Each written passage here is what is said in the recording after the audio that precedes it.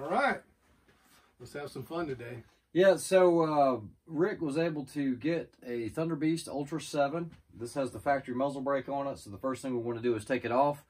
Show you guys up close how we're going to put the CB brake on. I believe it is a 5/32. So we'll grab the handy dandy Borka kit here.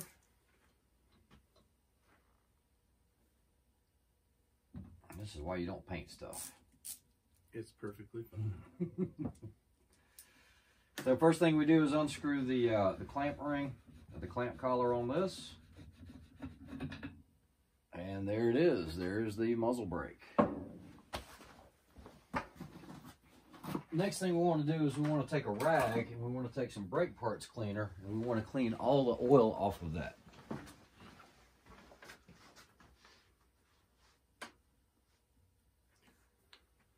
Looks like I'll be doing some more painting later. You would. I gotta paint this anyways. So first thing we're gonna do, some brake parts cleaner, get it stinky in here. Make sure you use an oil-free rag.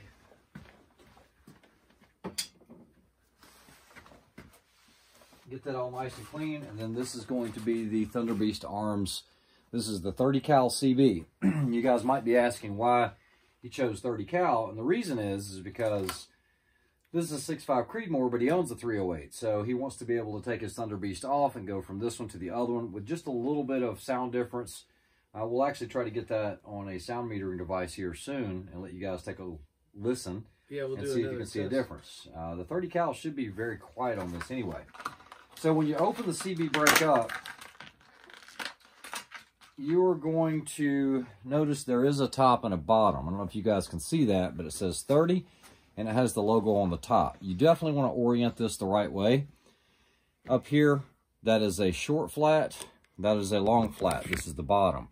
And we want to get this timed perfectly to where it's perfectly straight up and down. So in order to do that, they give you a peel washer like this. So let's just see how lucky we get right off the bat.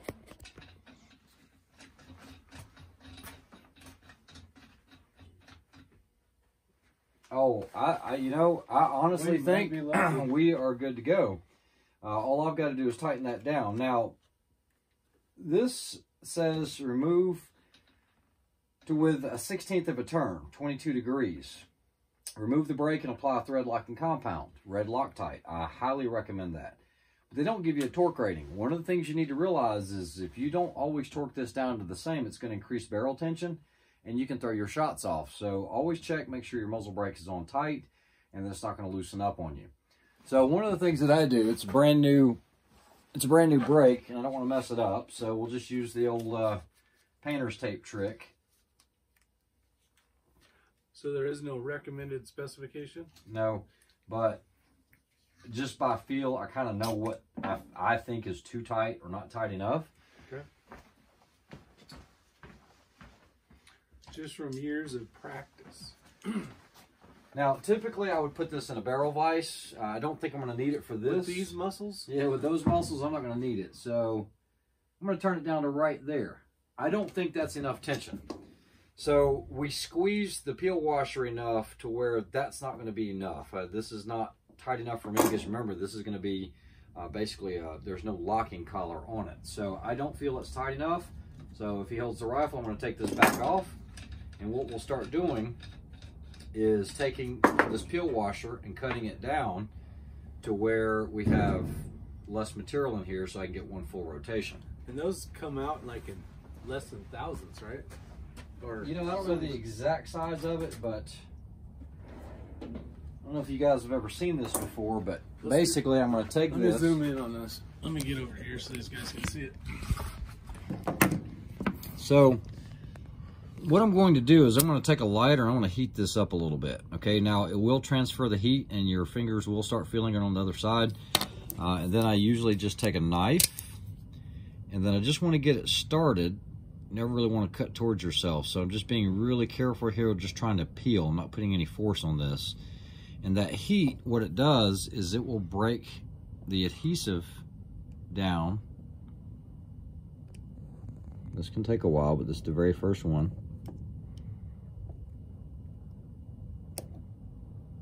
And what I'm trying to do is lift up a layer. You guys see that? Yeah. So what I'm going to do is I'm going to peel this.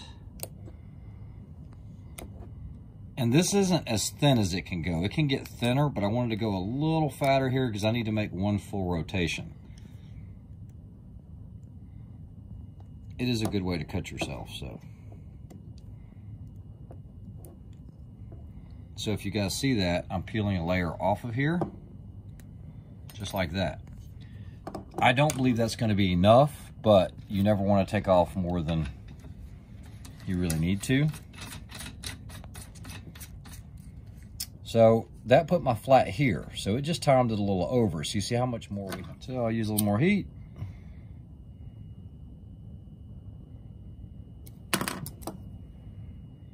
I'm going to take quite a bit off this time. Maybe.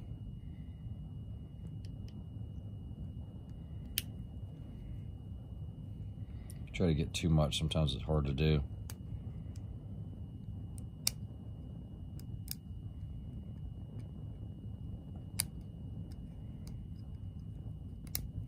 That's a good I think now we're getting somewhere. If I had to guess, I'd say we're a little over halfway, this being the top side.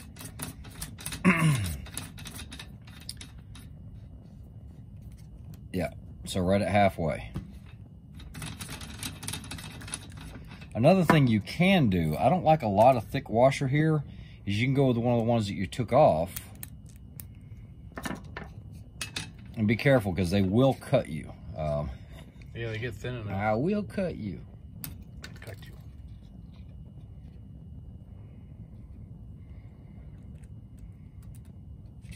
Once you can get it started, then the brake itself will push it on straight.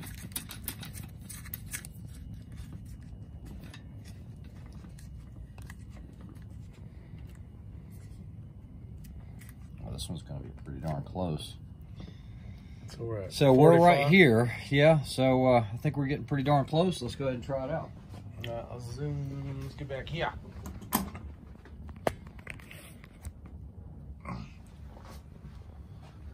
Is there a better way to hold this gun, or should I hold the barrel? It really needs a barrel vise. You don't like to torque the gun itself, but yeah, this is actually going to work very well.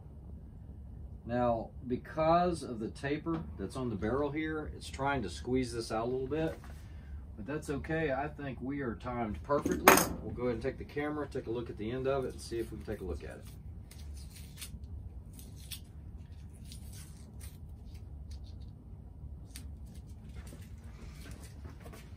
Is it straight?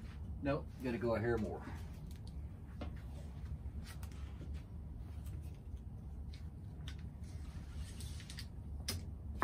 Ready? You good? That's right. Hair more.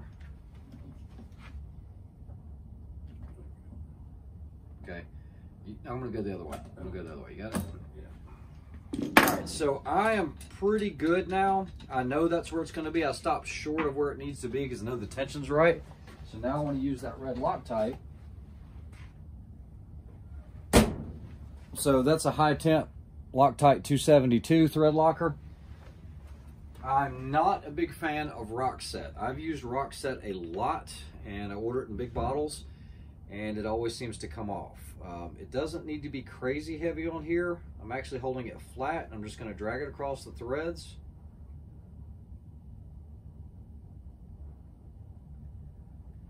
Because what you don't want it to do is work itself off. Can you hold the rifle upside down, please, sir? Just to make full coverage, what I usually do is do both sides just with a thin strip, very, very thin strip. A little bit goes a long ways.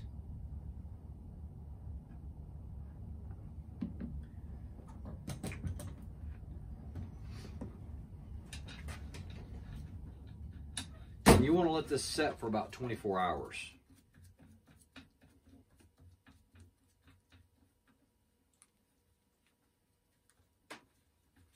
I'll unscrew it again to make sure my coverage is good, and it is. Yeah, it looks good. And then here we go for the final tighten.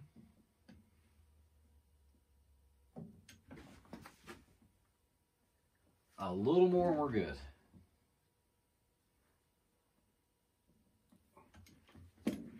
All right, we'll let Rick take a look at it. Sure, it's good. Double check it. You got better eyes than I do than this. Gun flat, straight. I could go just a hair more. And guys, if I was estimating on this, and this is a pure estimation, I'm going to say it's about 30 inch-pounds. Good? Yep.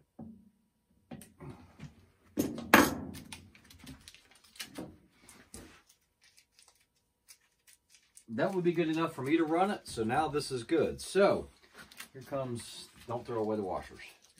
I always save these. These are very handy, especially if you have something that's larger that you might need some standoffs for later. So I actually keep a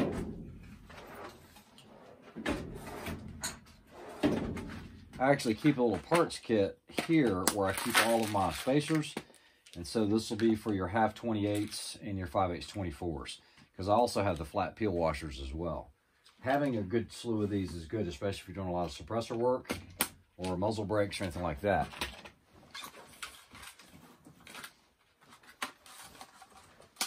Dun, dun, dun. There it is. So, so from Thunderbeast, you'll have the owner's manual, a thank you card. It always comes with this yellow one here. Some edible. These are edible. And always take a look at it when you get it, because that's the cleanest it will ever be. You can't see the light in here, but that is shiny, shiny. Oh man, that is shiny. That's it. So this is going. Let's see that thing first. Let's check this thing out. Wow, that is. Did you order suppressor cover yet? No. Okay, so there we go, getting the cart in front of the horse. Not true. This thing is officially, I don't even get to officially have it yet, so. I still got 9 months. But yeah, I got one coming. Yeah, so, yeah, this suppressor is in jail right now, but since I am the FFL SOT holder on it, as long as I've got it and it's with me, we are good to go. So that's it. On these, you don't want to get crazy with them. Once it touches, because it self-centers off that collar, just a little snug turn, she's good to go. So she's ready to shoot. I think you're going to be impressed. That thing is cool. I'll loan you a suppressor cover to throw on there, because, guys, on a 6.5 Creedmoor, it doesn't take about 3 shots, maybe 4 shots, and he's going to start seeing a lot of mirage, and that target's just going to start dancing on him just from the heat coming off of this. So they do what they do well, but you definitely want something to cover it. I'm going to zoom in, guys, before we get this thing all black full of carbon and show you how cool this looks on the inside. Because it looks like a little jet engine. It does. That's pretty awesome. Finally. Oh, that's cool looking. Use your flashlight so they can see in that bore. I didn't. Oh, actually, it's charging it at the house. All right, here we go. Let's go. Dun, dun, dun. We got so many lights in the X-ring thing. We are good. Look at that. Is that not cool or what? All titanium. So light. It's freaking awesome. All right, guys, so now that we've placed the suppressor into this barrel, just think about it. We've added weight to it, so that's actually going to affect the harmonics because we've attached something else to it. Anytime you add or take away something, its weight, just think about it, it is going to change the harmonics and that wave going through here, whether you're on a node or not. So this will probably change his point of aim and point of impact. There's a lot of companies that say, oh, no point of aim, point of impact shift. A lot of that has to deal with the harmonics, how long or how short it is. So now is when you get to the point where if you get into street lock or if you get into applied ballistics, you've got your 0 offset. So what I'm going to recommend that Rick does is he shoots this, makes his adjustment, because he'll have the suppressor on most of the time. But he won't have it if he's shooting without me and he doesn't have the suppressor with him. he's going to have to shoot it with just the plain muzzle brake. Yeah. So that's when he'll want to change that 0 offset. And so that way he's got data on both, because his cold bore shots, all of his shots subsequently, are going to change. He'll also notice a difference in velocity. Yeah. Yesterday, over 5 shots with his hand-loaded ammunition, I think you were at 26.39 or something like that. Yeah, something close to that. We should notice that the velocity is a little higher, but a lot of times, you might notice at 100 yards, you might be a little lower because of the weight we've placed on here or changing the harmonics. Let's see what it does with velocity. If I were a betting man, I'm going to say it increases, because this actually works almost like a chamber with a jet that gives it an extra little pulse. I don't know how much it'll change it.